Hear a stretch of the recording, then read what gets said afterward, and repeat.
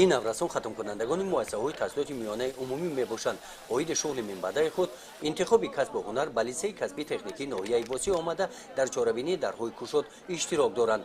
در این چاره‌بینی ختم کنندگان مؤسسه‌های تحصیلات میانه عمومی با فعالیت بخش‌های کسب و هنرآموزی لیسه کسبی تکنیکی ناحیه واسی شناسایی پیدا نموده از صحبت با استادان و سوال‌های خود جواب گرفتند.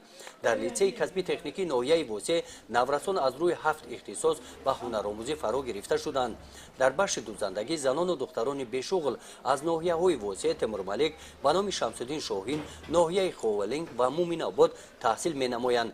این دختران بین لیسه‌های کسبی تکنیکی جمهوری در بخش طراحی لباس ملی غالب آزمون جمهوریوی گردیدند. داوطلبان تحصیل در این بخش شمارهشان بسیار هستند.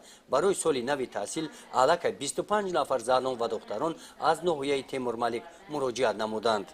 امروز ما بسیار شادیم که زیاده از قریب 1000 خواننده وارد مؤسسه ما گشت و به همه درگاه‌های ما صنف‌ها، کابینت‌های فنی و لابراتوری‌ها، خوابگاه‌های خوانندگان درآمدند و از اینجا معلوم است که خوانندگانی که وارد مؤسسه ما شدند بسیار آنها شدند. در لیسه کسبی تکنیکی ناحیه واسی همچنین برای از خود نمودن هنری اطلس بافی با تجهیزات‌های ضروری شرایط‌های مساعد هنرآموزی فراهم آورده شدند. در لیسه کسبی تکنیکی دیگر بخش‌ها نیز فعالیت دارند.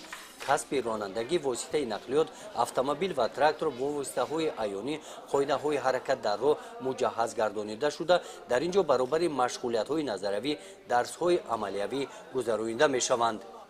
لیسه کسبی تکنیکی ناحیه واسی را از منطقه کلوب همه ساله 120 نفر جوانان با کسب و هنرهای گوناگون ختم نموده و استحصالات سفربر کرده می‌شوند. گزارش خواجه نظریف خدای نظر ظهورов از ناحیه واسی برای برنامه اطلاعاتی نوید.